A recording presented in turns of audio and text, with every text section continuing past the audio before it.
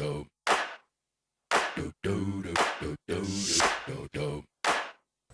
everybody, thank you for tuning in to the Golden Card Comics YouTube channel.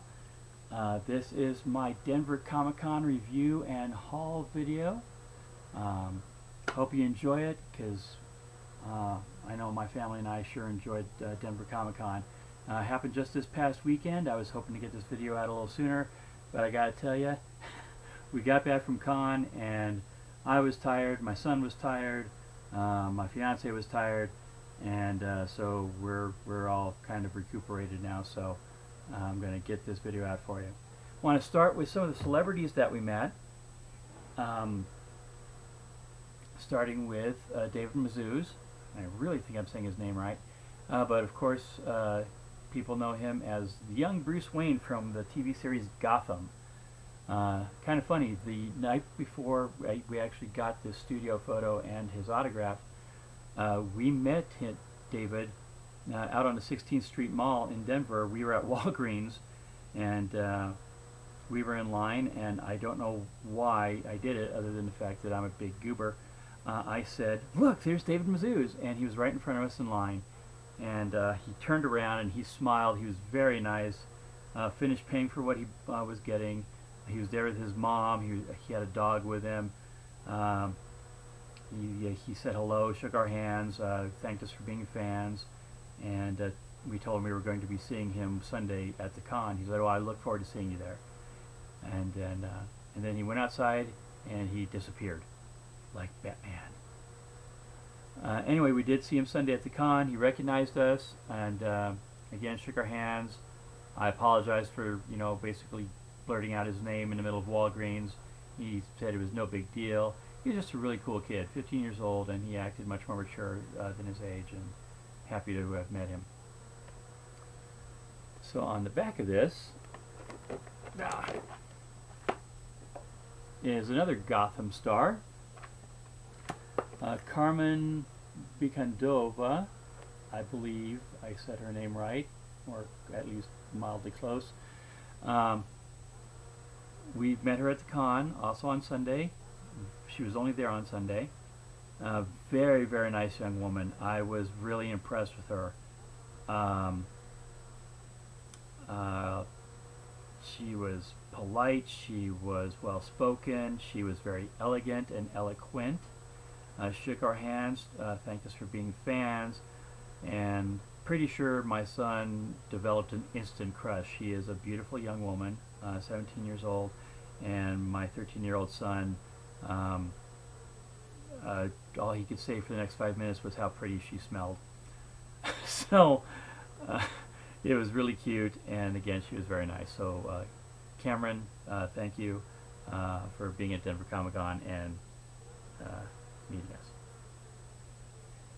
Next we have Cary Elwes from The Princess Bride and Glory and Robin Hood Men in Tights and Days of Thunder, and just a whole host of appearances on TV and movies and so on. Wow, what a nice guy. I think he was probably one of the nicest celebrities I've met in all years going to Denver Comic Con and all the cons we've gone to. He was just extremely cool. I think he shook our hands like 3 different times apiece. He must have spent 7 or 8 minutes talking with us, which, if you've been to a con, and especially as popular as he is, that's a lot of time. And we were going over movies. I always, when he actually does have an English accent. It's right there. It's right up front.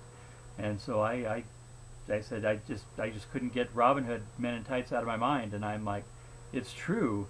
Unlike other Robin Hoods. And so he finished the line, "I speak with an English accent," which I just geeked out, and he was great. He took another picture with my family, and wow, just the nicest guy. I cannot say enough nice words about Cary Elwes. Brent Spiner, a little more reserved, and that's all right. I was thrilled to get a chance to meet him. 2 years ago, most of the Next Generation crew was at Denver Comic Con, with the exceptions of Brent Spiner and, of course, Patrick Stewart. So my fiance Samantha was very, very thrilled when he when he was going to be there, and I was too, to be honest. So we met him, got some photos with him, picked up this studio photo to put on my wall. He was a nice guy, and yeah, again, happy he was there. Uh, this I put up there because it goes along with the whole TV and celebrity thing. This was drawn by Greg Guller, who is the lead artist for Phineas and Ferb, the Disney TV series that just came to an end, which my son has loved for years. We grew to love it. We enjoy the show.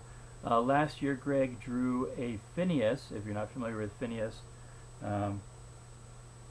he is, okay, this kid here with the triangle head, that's Phineas.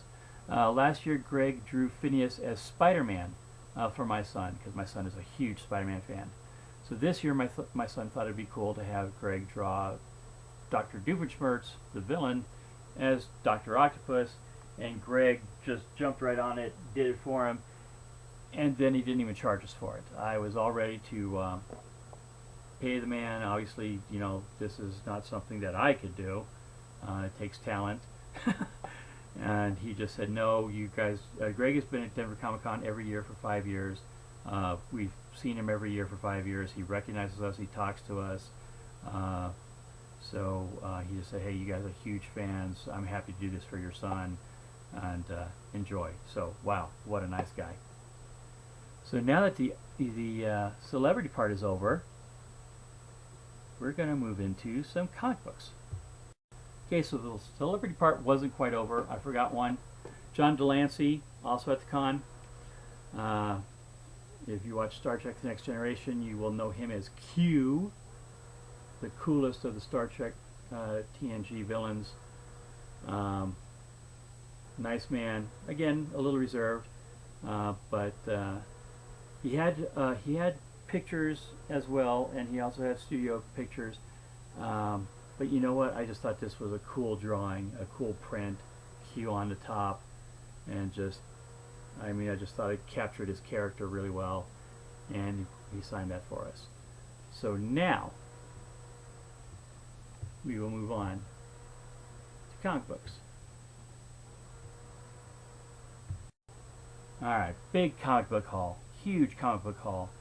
I bought way more books than I expected to. There were a lot of great comic vendors at Denver Comic Con, and some of them all had the same thing. Like everybody had a New Mutants 98, everybody had a New Mutants 87. Boy, you know, it was great to see, but I wanted to see some different stuff, and we'll get to some of my personal hauls a little further back. This first stack was for my son, again, the huge Spider-Man fan, and we found Spider-Man #1, the Torment storyline, and this is, I believe this is the regular version, and this is still bagged, and of course I switched out all the bags and boards from the vendors, but this is issue 1. We also found the silver variant still in the bag, and my son was just thrilled with that. So there we go. I also found the gold variant, which I'm told never came in a bag, which is fine. We'll give my son something to flip through. He does actually read his books. The dealer who had these also had the platinum version and some rare, ultra rare carded version of Spider-Man #1, and boy oh boy, he wanted a ton of money for those. I actually talked him down the prices of these, and I'm sure I could have talked him down the prices of those, but even talking down those prices would have been just a lot of money. So I'm sure my son will have them someday. It just wasn't going to happen this past weekend because, well, I bought a lot more books. And now that my son has Spider-Man Torment issue 1, he wants to get the whole series, so he found issue 3 and issue 5, both in great condition. For whatever reason, every vendor we talked to, oh, we have 2 and 4 at the shop. Well, why would you bring 3 and 5 and not 2 and 4? Whatever. I'm sure I'll find them online. But so now my son has issues 1, 3, and 5 of Torment. He also found Spectacular Spider-Man number 189, the 30th anniversary issue of. I guess for the 30th anniversary, like every Spider-Man title had a hologram cover. There were different holograms, and the covers were different colors. And my son had a lot of the different ones, but he didn't have this one for the Spectacular Spider-Man, and now he does. He also has Spider-Man number 1, the Miles Morales hip-hop variant. He has Spider-Man number 1, the Scotty Young variant. And Spider-Man 2099 number 1, the hip-hop variant. My son loves Spider-Man 2099. So here's that variant. We also have Spider-Man 2099, the 1 in 25 variant of issue number 1. And Spider-Man number 50. Boy, this has got to be a 90s issue. Holograms for the eyes. I believe that's Craven in there. Hey, it actually comes out pretty good on the computer. Anyway, it's a cool looking cover. Glad he got it. Happy to, find something that he liked. I was really surprised that he wanted this one, Spider-Man 21 with Deathlock on the cover, but then I looked closer and of course you got Spider-Man dressing up as Deathlock, and my son loves to, different variations of Spider-Man. In fact, for con this year, my son wore the Spider-Man Future Foundations costume, which if you're not familiar is basically a white Spider-Man outfit with black stripes and a black spider. And he was the only one at Denver Comic Con that we saw. My son likes to be unique, and I'm very, very happy with that. I love that part of him, and people were taking pictures of him all day. So there we go. We also have Spider-Man number 3, a Civil War event. I think this was a variant version as well, but my son really liked it. Now we move on to some of my books, like Godzilla number 1. I love Godzilla. Always have since I was a little kid. I have most of the movies. I have collected some of the Dark Horse comics. I've got the IDW comics. It just occurred to me one day, hey, Marvel has a Godzilla series from years back. I should get into those. And so you have to start a series with number 1. And that's just how I work. So I'm sure I'll work on getting the rest of them, because later on down the road, Godzilla fights the Avengers and so on. But this is issue number 1 in great condition. I'd love to get that boarded, pressed and boarded someday. Moving on to some first appearances. I thought I had this book. I collected most of this series when I was younger. I did not have it. The first appearance of Doomsday, Superman number 18. And this is probably going to end up in my son's room, because my son has a really cool limited edition Doomsday toy from Comic-Con that looks just like this. So we'll probably put it in some kind of special case where he could see the toy and the comic. Anyway, but we have now the first full appearance of Doomsday. I know there's like 3 or 4 cameo appearances, but this is first full appearance. Nothing terribly special about this comic, other than the fact that when I was a kid, I loved Superboy and the Legion of Superheroes. I would read it all the time. I think this might be the issue where Triplicate Girl loses one of her lives and becomes Duo Damsel. Not positive. I haven't flipped through it, but I think it's a possibility. I paid lower than this. I talked the deal down the price, but I don't have any Silver Age bags and boards. So while I switched out all the other comic boards and bags, I did not switch out these. So this is my Legion of Superheroes, number 3, followed by my Creeper number 1. I love the Creeper. I thought the Creeper was just a cool, call him a superhero, call him an anti-hero. I know he started off, I think he started off as a villain maybe, but this isn't his first appearance, but it's his number 1, is his first time, his own book. Interesting story behind this. When I first found this book, I was at a vendor at the con, and there was a girl running the booth, and she wouldn't take it out of the bag and board for me. I said, I just would like to see it. They're asking over $100 for this book. could you please take it out and let me see what's going on the back cover, the staples? And she said, no, it's sealed, you just have to gamble. I'm like, no, not for that price. So as I was walking out, I told my fiance, she wants me to gamble. She doesn't want to take the bag out of the book out of the bag. And there's a gentleman walking past us right at the time, and it turned out that he was the actual owner of the booth. He was the vendor in charge. And he said, please come back in the area with me.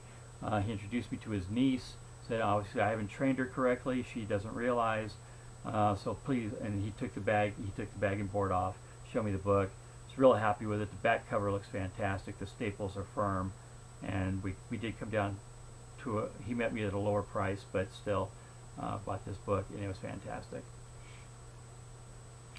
This was from a different vendor.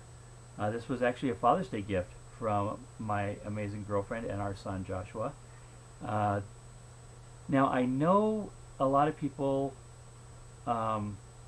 say that Justice League of America number 30 is the first appearance of the Crime Syndicate, and by the way I paid a lot less than this as well. And it does say first appearance of Owlman and Ultraman. However, I flipped through the book and they show all of the members of the Crime Syndicate in here. If you're not familiar, basically it's Earth 3, Crisis on Earth 3, and the Justice League has an evil version of themselves on Earth 3. There's an evil Superman who's actually Ultraman, an evil Batman who's Owlman, there's Superwoman, who's a bad version of Wonder Woman, Power Rangers are a bad version of Green Lantern, Johnny Quick's an evil version of the Flash, and so on. They all show up in this book, and they actually mention the Crime Syndicate in this book. So why this isn't considered the first appearance of the Crime Syndicate, I'm not really sure. But anyway, this is a great Father's Day gift from my girlfriend and our son, so I was very happy to get it. But then that meant I had to go to another vendor and buy this one. It's Justice League of America issue 30. Of course, the conclusion to this last book, and the one that most people think is the first appearance of the Crime Syndicate. Again, in very nice shape. A couple of books I'd love to get graded, pressed and graded actually, but happy to have them. Now, my first Golden Age book ever, Whiz Comics number 67, Captain Marvel, Spy Smasher. I've never owned a Golden Age book before. I looked at this book for 2 different days. I looked Saturday, looked Sunday, kept putting it back. I'm going to tell you why. I felt guilty. I felt, even though I liked Captain Marvel, watched the TV show when I was a kid, read the comics, I felt that a bigger Captain Marvel fan should own this book. So I kept putting it back. Well, on Father's Day, again, my wonderful girlfriend and our wonderful son, she came up behind me and bought the book and gave it to me. Said, here, Father's Day, because happy Father's Day, and you're going to regret it if you don't get it. So she was pretty wonderful. Last but not least, in my comic haul, I was just thrilled to find this next book. We have The Killing Joke, number 1. Well, The Killing Joke, number 1. It's the only one. I meant it's the first print. Again, there's a lot of different prints of this book. You find different colors of the title and the writing here, and I was never completely sure which one was the first print. But then, thanks to Chris over at We Love Comics, he actually wrote a video. I'm sure he wrote it, and then he made a video talking about this is the green that you want. This is what you want for a first print, and of course you open up the cover and it says first print. So there you go.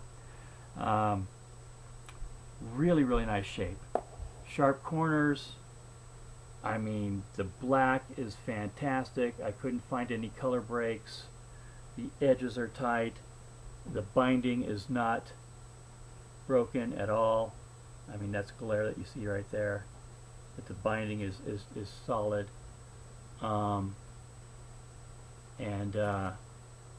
There's, if you take it out of the bag and get in the right light, there's some very, very, very light scuffing in this area. Overall, not too bad. I did get the vendor to come down quite a bit in price because of it. It was to a point where I almost walked away on the deal, but we met on a price and thrilled to have this book. I was actually going to be making a video of my top 10 list of books that I want, and this would have been on there, and now I'm happy to say that I have it. Okay folks, well I'm going to come back with part 2 of this video because we're already hitting 20 minutes.